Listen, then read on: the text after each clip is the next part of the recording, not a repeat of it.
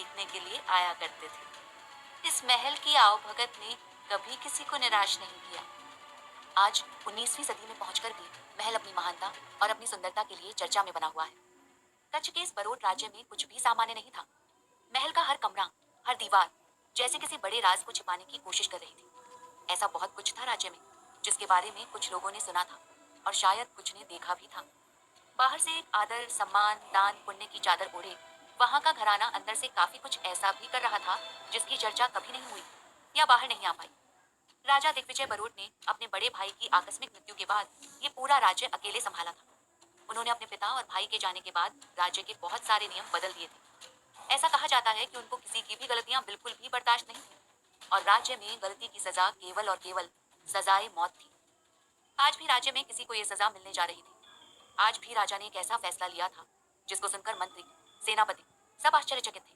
दिग्विजय ने महल के किसी खास सदस्य को रास्ते से हटाने का निर्णय लिया था और इस काम के लिए उसने अपने 4 होनहार और भरोसेमंद सैनिकों को महल में आने का आदेश भिजवाया था। चारों सैनिक राजा के आदेश का पालन कर महल पहुंचते हैं और राजा उनको कहता है, एक महत्वपूर्ण काम है जो तुम लोगों को सौंप रहा हूँ। सब एक दूसरे को देखने लगते हैं और उनमें से एक सैनिक जिसकी एक आंख में काली पट्टी होती है वो कहता है, कैसा काम महाराज। इसके बाद राजा ने अपना हुक्म जाहिर किया। सारे सैनिक एक दूसरे की ओर थोड़ा सा हैरानी से देखने लगते हैं। कहा जाता है कि कच्छ राज्य के उत्तरी भाग में एक उजाड़ जंगल था जहाँ कोई आता जाता नहीं था। इतिहास की माने तो वहां केवल राजा के दरबार से निकली हुई रद्दी ही नहीं फेंकी जाती थी, बल्कि बहुत कुछ ऐसा भी होता था जो रद्दी की आड़ में कुछ और ही था। दिग्विजय की जिन जिन राज्यों से दुश्मनी थी उसने उनके खास खास लोगों को इस जंगल में नरभक्षियों के लिए छोड़ा था। दिग्विजय तीनों से ऊंचे स्वर में कहता है, तो तुम ये काम कर पाओगे या नहीं। राजा की बात को मना करना मौत को बुलाने के समान था। किसी की इतनी औकात नहीं थी कि राजा को मना करता, तो सबने एक साथ राजा की आज्ञा में हामी भरी। सैनिकों को रात को महल में ही रुकने को कहा गया और महामंत्री और सेनापति राजा के साथ एक गुप्त योजना बनाने लगे। सैनिक भी हैरान थे कि आज महाराज किसको भूत जंगल में छुड़वाना चाहते हैं जिसकी उपस्थिति को इतना गुप्त रखा जा रहा है।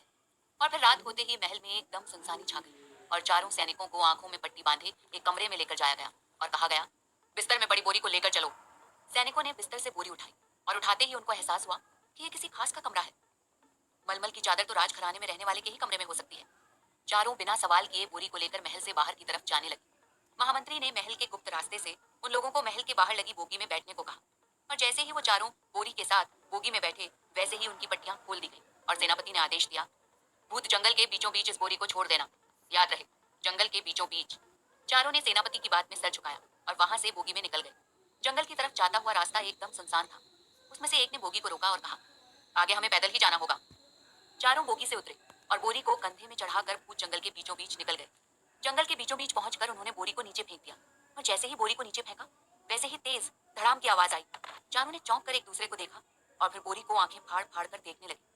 बोरी के अंदर से लड़की का सिर बाहर निकला जो महज 17-18 साल की होगी। चारों सोच में पड़ गए कि आखिर ये लड़की है कौन। तभी उनमें से एक ने कहा, ये तो कोई राजकुमारी लगती है। उनमें से एक सिपाही जिसको बस लड़की का सुंदर चेहरा दिख रहा होता है वो कहता है, जो भी हो लड़की है तो बहुत ही खूबसूरत। अगर कुछ देर के लिए हम भूल जाएं कि हमें यहाँ इसे मरने देने के लिए छोड़ा है तो इसके शरीर से अपने तन की आग को शांत कर सकें तो क्या बुरा है। वैसे भी कुछ देर में से मरना ही है। ये बात शायद उन सबके जहन में चल रही थी लेकिन कोई उसको बोल नहीं पा रहा था। एक सिपाही के पहल करते ही दूसरे को हिम्मत आ गई और उसने कहा, सेनापति ने बस इतना ही कहा था कि जंगल के बीचों बीच छोड़ देना और जब इसको मरना ही है तो बात तो सही है, किसी का भला तो हो। ये सुन तीसरा कहता है, वैसे भी दोस्त अगर सागर सामने है तो काहे को कोई घर प्यासा जाए, पहले मजा लेते हैं फिर आगे का देखेंगे। और सिपाही ये बोलकर ठहाके लगाकर हंसने लगे। उनमें से एक सिपाही अपनी तलवार से बोरी को बीचों बीच से चीर देता है। बोरी के फटते ही लड़की के हाथ पैर भी बाहर आ जाते हैं। उसको देखकर ऐसा लगता है कि जैसे उसमें अभी भी थोड़ी जान बाकी है। वो आंख खोलने की कोशिश करती है लेकिन खोल नहीं पाती। पहला सैनिक जिसका नाम रतन था वो लड़की को अपने हाथों से जैसे ही छूने लगता है उसको अपनी बीवी की याद आने लगती है। उसको याद आता है कि उसकी बीवी उसको छोड़कर इसलिए चली गई क्योंकि वो उसको एक औलाद नहीं दे पाया। उसका चेहरा गुस्से में लाल होने लगा क्योंकि इस वजह से उसको घर छोड़कर यहाँ कच्छ में सर छिपाने की जगह ढूंढने आना पड़ा। रतन जैसे ही अपना गुस्सा लड़की के शरीर के माध्यम से निकालने के लिए उसके कपड़ों में हाथ फेर ही रहा था वैसे ही लड़की आंखें खोलती है। सब ये देख हैरान रह जाते हैं। वो लड़की सहमी सी चारों ओर आंखें फाड़ फाड़ के देखने लगी। उसके चेहरे को देखकर ऐसा लग रहा था मानो उसको पता ही ना हो कि उसके साथ क्या हो गया हो, उसको कहाँ लेकर आया गया है और क्यों। उसको कुछ अंदाजा भी नहीं था। उन चारों सिपाहियों को उसकी जान की कुछ नहीं पड़ी थी। वो तो उसे बस हवस की नजर से देखने लगते हैं। लड़की वहां से उठने की जैसे ही कोशिश करती है चारों उसको घेर लेते हैं। वो फिर से उठने की कोशिश करती है तो एक सैनिक उसको धक्का देते हुए कहता है, यहाँ से कहाँ भाग कर जाएगी मूर्ख लड़की, चुपचाप हमें वो करने दे जो हम चाहते हैं, तो शायद तुझे आराम की मौत मिल जाए। उस बेचारी लड़की को समझ ही नहीं आ रहा था कि ये सब क्या हो रहा है। उसका चेहरा डरा हुआ था, उसके मुंह में आवाज नहीं थी। सैनिक उसको देखकर हंसने लगे और उसकी गंदी हंसी चारों तरफ गूंजने लगी। लड़की का डर और बढ़ता जा रहा था, लेकिन जैसे जैसे डर बढ़ रहा था वैसे वैसे उसको वहां से उठने की हिम्मत भी मिल रही थी। लड़की ने पैरों को रेंग कर कुछ खड़े होने की हिम्मत की और कहा, ये सब मत करो, मुझे जाने दो। पर सैनिकों की आंखों में दया का एक भी भाव नहीं था। जैसे ही वो लोग लड़की को अपनी हवस का शिकार बनाने जा रहे थे, तभी कुछ ऐसा हुआ जो बहुत ही आश्चर्यजनक था। किसी शक्ति ने उस सैनिक को इतना जोर का धक्का दिया कि वो उछल के इतनी दूर गिरा कि सब दंग रह गए। सब इधर उधर देखने लगे कि आखिर हुआ क्या है। कोई कुछ समझ पाता कि एक और सैनिक की बहुत ही बुरे हाल में मौत हो गई। उसकी आंखें वैसी थी जैसे किसी हैवान को देखकर किसी की हो जाती है। इस हादसे से बाकी के दोनों सैनिक बुरी तरह डर गए थे। पहले सैनिक ने फिर लड़की के पास जैसे ही जाने की कोशिश की, वो अचानक से हवा में गायब हो गया और फिर उसके शरीर के बिखरे हुए टुकड़े ही दिख पाए। लड़की ये सब सुनकर खुद हैरान थी और डर भी गई थी। बाकी दोनों सैनिकों को जब लगा कि अब उनके पास जान बचाने का कोई चारा नहीं है, तो दोनों ने उसके आगे घुटने टेक दिए और हाथ जोड़कर कहा, कृपया हमारी जान बख्श दो, हम दोनों आपको कोई नुकसान नहीं पहुंचाना चाहते थे, कृपया हमें क्षमा करें, हम तो बस राजा की आज्ञा का पालन कर रहे थे। लड़की ने मासूमी से पूछा, मैं कहाँ हूँ? एक सैनिक ने बताया, तुम भूत जंगल में हो, अब हमें जाने दो, हमने तो बस राजा की बात का पालन किया है। ये सुनते ही वो लड़की एकदम हैरान हो गई। ऐसा लगा कि जैसे उसके पैरों तले जमीन खिसक गई हो। वो बोली, आखिर चाचा मुझे क्यों मारना चाहते हैं? मैंने ऐसा क्या किया है? सैनिक की बात सुनकर एकदम दंग थे। उन्होंने उस लड़की को आज से पहले कभी महल में नहीं देखा था। दोनों वहां से भागने की जैसे ही कोशिश करते हैं, तभी लकड़ी की दो डालें उनके आर पार हो जाती हैं और एक भयानक आवाज आती है, मेरे गुस्से को जगाने वाले की केवल एक सजा है, सजाए मौत। आखिर ये आवाज किसकी थी? कौन है ये साया जिसने सैनिकों पर हमला किया? कौन है ये मासूम लड़की? जानने के लिए सुनते रहिए ये कहानी सिर्फ पॉकेट एफएम पर।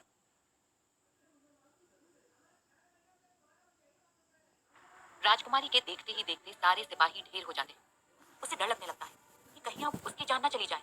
वो सोचती है, कहीं जंगल में कोई आदमखोर जानवर तो नहीं जो मुझे भी मारना चाहता है। राजकुमारी उस आवाज को अपने आसपास सुनने की कोशिश करती है और हाथ में एक पत्थर ले पेड़ में मारती है ताकि जो भी है वो पेड़ की दिशा में मुड़ जाए। राजकुमारी को फिर आवाज आती है, बेफालतू में मारे गए, इनको अंदाजा भी नहीं कि ये किससे पंगा ले रहे हैं। राजकुमारी डर को छुपाने की कोशिश करती है और रौबीली आवाज में कहती है, कौन है? सामने आकर बात करो। लेकिन कोई सामने नहीं आता। राजकुमारी को गुस्सा आने लगता है। वो अब अपने पैरों पर खड़ी होने में सक्षम हो जाती है। वो तेज आवाज में कहती है, मैं अमाला, बरोड की राजकुमारी, तुम्हें सामने आने का आदेश देती हूँ, वरना तुम जिंदा ना बचोगे। ये राजकुमारी कोई और नहीं, अमाला है, दिग्विजय बरोड के बड़े भाई की बेटी। अमाला को कमरे से बाहर ज्यादा जाने की इजाजत ही नहीं थी, इसलिए उसको तो ये भी नहीं पता था कि महल का बाकी हिस्सा कैसा दिखता है। जंगल का ये हिस्सा कहाँ है और दिग्विजय उसको क्यों मरवाना चाहता था। ये बात अमाला को परेशान कर रही थी। हाँ, उसको ये पता था कि उसका चाचा उसको पसंद नहीं करता, लेकिन मरवा देगा ये तो वो ख्वाब में भी कभी सोच नहीं सकती थी। अमाला पर जब कोई हमला नहीं होता तो वो सोचती है, शायद मेरे बचाव के लिए किसी ने कोई योद्धा भेजा होगा, इसलिए सिपाहियों को मारकर वो यहाँ से या तो चला गया है या कहीं छुपा है। शायद ये जो कोई भी है इसे कुछ पता हो जो मुझे नहीं पता। क्या पता मेरी बात का कोई हल इसके पास होगा। अमाला गुस्से में अपने हाथ में पहनी अंगूठी को मलने लगती है और जैसे ही वो ऐसा करती है, उस अंगूठी से एक तेज प्रकाश निकलने लगता है। अमाला रोशनी देखकर हैरान हो जाती है। उसके आसपास इतना तेज प्रकाश होता है जैसा कि दिन के वक्त होता है। अमाला को ये देखकर डर लगने के बजाय हैरानी होती है। वो सोचती है, माँ ने मुझे 5 साल की उम्र में ये अंगूठी पहनाई थी, क्या है इसमें? अमाला देखती है कि इसमें लगा पारस पत्थर खुद ब खुद घूमने लगता है और देखते ही देखते उसे एक छोटा सा जीव जो भौरे जैसा दिखता था बाहर आता है। अमाला के लिए ये सब एकदम जादुई और आश्चर्यजनक था। वो जैसे ही जीव को देखती है, वो उससे डरने के बजाय उसको पुचकारने लगती है। नन्हा सा जीव अपनी बड़ी बड़ी आंखों से उसको घूरता है और कहता है, ये क्या कर रही हो तुम? छोड़ो मुझे, मैं कोई तुम्हारे खेलने की चीज नहीं हूँ। अमाला उसको देखकर मुस्कुराती है। कौन हो तुम? मेरी अंगूठी में कैसे आए? और अंदर से कैसे तुमने इन सैनिकों को मारा? वो जीव अमाला को कहता है, तुमने ही मुझे मदद की आवाज लगाई थी। अमाला को समझ नहीं आता। वो कहती है, नाम क्या है तुम्हारा और मैंने कहा तुम्हें बुलाया? कहीं अंगूठी मलने से तो तुम बाहर नहीं आ गए? भौरा बड़ी बड़ी आंखें दिखाकर अमाला के पीछे की एक टहनी को बस देखता है और वो गिर जाती है। अमाला को अब यकीन होता है कि ये कोई साधारण जीव नहीं है। भौरा कहता है, अली नाम है मेरा, अमाला का अली। अमाला उसको पूछती है, तुम मेरी अंगूठी में क्यों थे? वो तो माँ ने मुझे दी थी, क्या माँ को जानते थे? अली कहता है, क्योंकि मैं हमेशा से ही तुम्हारे साथ हूँ। तुम्हारी माँ ने तुम्हारी सुरक्षा के लिए तुमको ये अंगूठी दी थी और मैं हर तरह से तुम्हें खतरों से बचाता आया हूँ। तुम्हारी माँ को नहीं जानता, लेकिन उसको जानता हूँ जो तुम्हारी माँ को जानती थी। अमाला उत्साहित होकर पूछती है, तुमको पता है मेरी माँ कहाँ है? अली कहता है, वो जानो जो जरूरी है, तुम्हारी हर बात का जवाब देने का वक्त नहीं है मेरे पास। अमाला गुस्से में पूछती है, तो ये बताओ कि मुझे क्यों मेरे चाचा मारना चाहते हैं? क्यों कभी उन्होंने मुझे अपनी बेटी नहीं माना? मैं हमेशा ही उनके प्यार के लिए तरसती रही। कुछ तो बताओ वरना सोच सोच कर मैं पागल हो जाऊंगी। अली अमाला के हाथ में बैठता है और उसको कहता है, पहले ये जान लो जो सबसे ज्यादा जरूरी है, तुम कोई मामूली राजकुमारी नहीं हो अमाला। ये समझ लो, आज तुम्हारा नया जन्म हुआ है, लेकिन वो राज्य तुम्हारा घर नहीं है, वहां केवल तुम पैदा हुई हो। अमाला को ये सारी बातें समझ में नहीं आ रही होती है। वो हैरान हो कि परेशान हो, वो नहीं समझ पा रही थी। अमाला पूछती है, मतलब क्या है तुम्हारा? मेरे पिता उदय बरोड़ इस राज्य के राजा थे, मैं उनकी बेटी हूँ, ये महल ही मेरा घर है, बाकी मेरे लिए कोई जगह नहीं है। अली अमाला की बात पर हंसते हुए कहता है, ऐसा घर जहाँ ना जाने कितने सालों से तुम्हें मारने की योजना बन रही है। यहाँ तुमसे कोई प्यार नहीं करता अमाला, सब तुमसे डरते हैं, इसलिए तुमको छुपा कर रखा था। अब ध्यान से वो सुनो जो मैं तुम्हें बताने जा रहा हूँ। तुम्हारे पास वो शक्तियां हैं जो कई 100 सालों में किसी के पास आती थी, और तुमसे पहले ये शक्तियां माई मौर्य के पास थी, जो प्रख्यात युद्ध कलाओं में और जादुई कलाओं में निपुण मौर्य परिवार से ताल्लुक रखती थी। ये कोई ऐसा वैसा परिवार नहीं था। अमाला हैरान होकर पूछती है, शक्तियां मुझ में?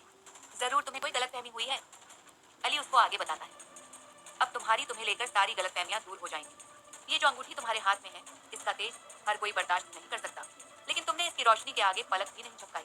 तुम्हारी शक्तियां तुम्हारी एक सही उम्र में आने का इंतजार कर रही थी अमाला। तुम भी मौर्य हो और ये तुम्हारा दूसरा जन्म है। बरसों से बरोड़ परिवार इस शक्ति को हासिल करने में लगा था, लेकिन नहीं कर पाया। तुम्हारे चाचा दिग्विजय को पता चल चुका था कि तुम कौन हो। वो जानता है कि तुम आगे जाकर उसके लिए खतरा बन सकती हो, क्योंकि तुम नेक दिल हो, और हर राज्य एक नेक दिल शासक चाहता है। यही कारण है कि वो तुमको मार देना चाहता था, ताकि उसके सर पर मंडराता हुआ खतरा हमेशा के लिए टल जाए। अमाला को अली पर भरोसा होने लगता है। उसको अब यकीन हो चला था कि ये उसको नुकसान पहुंचाने के लिए नहीं आया है। वो वहीं जंगल में बैठ जाती है। अमाला को देखकर साफ समझ आ रहा था कि वो और भी जानना चाहती है अपने वजूद के बारे में, और कहती है, और बताओ कैसी थी माई मौर्य? अली अब अमाला के कंधे पर बैठ जाता है, और आसपास जो जीव अमाला को मारने के लिए आ रहे होते हैं, वो उससे दूर 5 गज की दूरी में ही रुक जाते हैं। ऐसा लगता है जैसे वो सारे भी अमाला और अली की बातों का मजा ले रहे हैं। अली अपनी बड़ी बड़ी आंखें मटकाकर कहता है, बहुत ही खूबसूरत, फुर्तीली, समझ लो वो हवाओं से बातें करती थी, पहाड़ों में दौड़ा करती थी। उनको लगभग 1000 शास्त्रों का ज्ञान था, और जब वो तलवार चलाती थी तो लोगों को तलवार तलवार जैसी नहीं, पतंग के मांझे जैसी दिखती थी। अमाला ये सारी बातें ऐसे सुन रही होती है जैसे कि वो भूल चुकी हो कि वो कहाँ से आई है और क्या थी। वो अपने भविष्य की ओर देख बस आगे की तरफ चल रही होती है। अली आगे कहता है, लेकिन लड़कियों के लिए ये दुनिया आसान था, जैसे ही दूसरे राज्य, जैसे तुम्हारा बरोड़ राज्य। उनको पता चला तो उन्होंने माई मौर्य को चुड़ैल जादूगरनी बोलकर समाज से बाहर करवा दिया। उन्होंने जैसे तैसे अपने रहने का इंतजाम किया। फिर एक दिन उनको एक छोटे राज्य का राजा, जिसका नाम नंद ठाकुर था, वो अपने राज्य में ले गया। वो भी इस स्वार्थ से कि शायद माई मौर्य के आने से शायद उसके राज्य में कोई सुधार आ जाए। वो कई सालों तक किसी चमत्कार के होने का इंतजार करता रहा, लेकिन शक्तियों को उनकी जड़ से जोड़े रखना बहुत ही जरूरी है। बिना उसके कोई चमत्कार नहीं होता, और इन सब ने माई को उसकी जगह से ही हटा दिया था। अमाला कहती है, तो मैं भी तो मौर्य में नहीं हूँ, मेरे अंदर कैसे कोई शक्ति आएगी? अली अमाला से कहता है, माई मौर्य का जन्म तुम्हारे रूप में इसलिए ही फिर से हुआ है ताकि तुम इस बार वो सब कार्यों को पूरा कर पाओ जो पहले नहीं हो पाए। अभी ज्यादा लोगों को इस बात का पता नहीं कि तुम कौन हो, इसलिए अभी ये आसान होगा। तुम्हारे ऊपर बहुत बड़ी जिम्मेदारी है। अमाला उठती है और कहती है, मुझे बहुत कुछ जानने और समझने की जरूरत है, शायद मैं वो सब कर पाऊं जिसके लिए मेरा जन्म हुआ है। लेकिन अली, तुम कौन हो और तुम कैसे माई मौर्य से मिले? अली अमाला को बताता है, पहले तुमको एक बात बता दूं कि मैं माई मौर्य के बराबर उम्र का नहीं हूँ। हाँ, शायद 200 साल का होगा। अमाला हैरानी से अपनी गर्दन के पास बैठे अली को देखती है। अली आगे बात बताना शुरू करता है, मेरे शरीर को ऊर्जा तभी मिलती है जब कोई इंसान मुझे धारण करता है, और जो वो खाता है वही मेरा भी भोजन है। 100 साल पहले मुझे ऐसे ही किसी ने मरने के लिए छोड़ दिया था, क्योंकि उसको लगा कि मैं किसी के क्या काम आऊंगा। जब मैं जंगल में बैठकर रो रहा था तो मेरी आवाज माई मौर्य ने सुनी, और मेरी दुखी कहानी सुनने के बाद मुझे अपनी अंगूठी में पनाह दी, वही अंगूठी जो तुमने पहनी है। लेकिन शरीर इतना छोटा होने के बाद भी तुम इतने शक्तिशाली कैसे? अली अमाला के सिर पर बैठ जाता है और कहता है, यही तो मैं तुम्हें समझाने की कोशिश कर रहा हूँ कि तुम बहुत शक्तिशाली हो, और मेरी शक्ति का राज तुम ही हो। आज पहली बार तुमने मेरी आवाज सुनी है, क्योंकि आज तुम शक्तिशाली हो। इतने सालों से तुम्हारा भोजन ही मुझको शक्तियां दे रहा था, और जिस दिन तुम खाना नहीं खाती थी उस दिन मैं तुम्हारी शक्ति खा जाता था। अमाला के लिए जो भी हो रहा था वो एक सपने जैसा था, क्योंकि ये सब तो उसके हिसाब से कहानियों में होता था, उन किताबों में जो शौक से वो कमरे में बंद हो पढ़ती थी। अमाला को लेकिन ये समझ में आ गया था कि उसकी माँ ने उसको जो अंगूठी दी है, सारी शक्ति उसके पास वहीं से आ रही है। उसमें लगा पारस पत्थर कोई मामूली पारस पत्थर नहीं है, अमाला अब बिल्कुल भूल चुकी थी कि उसको यहाँ जंगल में मारने के लिए लाया गया था। अमाला अली के साथ बस चली जा रही। अली जंगल में लगे फलों को देखकर कहता है, और एक बात याद दिला दूं, अगर मैं भूखा रहा तो मैं तुम्हारी शक्तियां खाने लगूंगा, और अब मुझे भूख लगने लगी है। अमाला उसको पूछती है, तो अब मैं क्या करूं? अली अमाला के कंधों पर उछलता रहता है, खाना ढूंढो मेरे लिए। अली और अमाला की कहानी आगे क्या मोड़ लेगी? क्या अमाला मौर्य राज्य पहुंचेगी? जानने